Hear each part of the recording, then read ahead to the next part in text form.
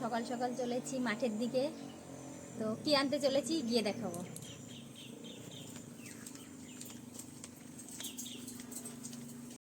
আমি চলে এসেছি খালপাড়ে। তা খালপাড়ে কি করতে এসেছি অবশ্যই দেখাবো।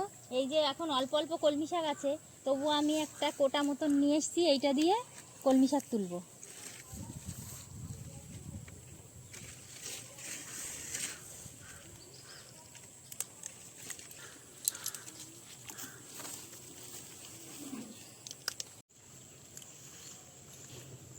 তাহলে আমার কলমি শাক তোলা হয়ে গেছে, আমি এবার বাড়ির দিকে যাই। শাকগুলো কুচি কুচি করে কুচিয়ে নিচ্ছি।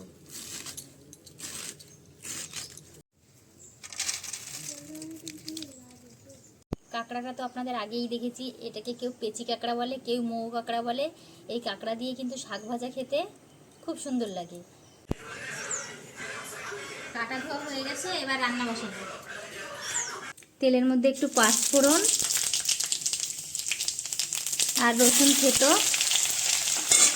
রসুনটা একটু ভাজা ভাজা হলে একটু পেঁয়াজ দিয়ে দিলাম।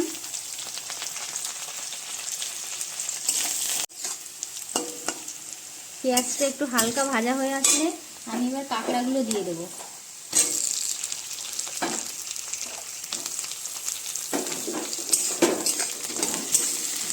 একটু হলুদ, একটু লবণ দিয়ে কাঁকড়াগুলোকে একটু ভাজা ভাজা করে নেব। কাঁকড়া ভাজা হয়ে গেছে, এর মধ্যে কটা কাঁচা লঙ্কা দিয়ে দিলাম। এবার নাড়িয়ে চাড়িয়ে কলমি শাকগুলো দিয়ে দেবো। একটু হলুদ আর পরিমাণ মতন লবণ দিয়ে ঢেকে দেব। তাহলে বন্ধুরা, শাক ভাজা কিন্তু আমার প্রায় হয়ে এসছে। আর আমি কিন্তু শাক ভাজা লাবানোর আগে একটু কাঁচা পেঁয়াজ এতে দিয়ে দিই। তো এই কাঁকড়া দিয়ে আরও দারুণ দারুণ পদ করা যায়, আমার মা করে। এর ঝিলু বার করে আর পেঁয়াজ কুচিয়ে কাঁচা লঙ্কা কুচিয়ে পিঠে করে। সেটা হলো আমার সব থেকে প্রিয় এই কাঁকড়ার রেসিপি। আমার খেতে খুব ভালো লাগে সেইটা।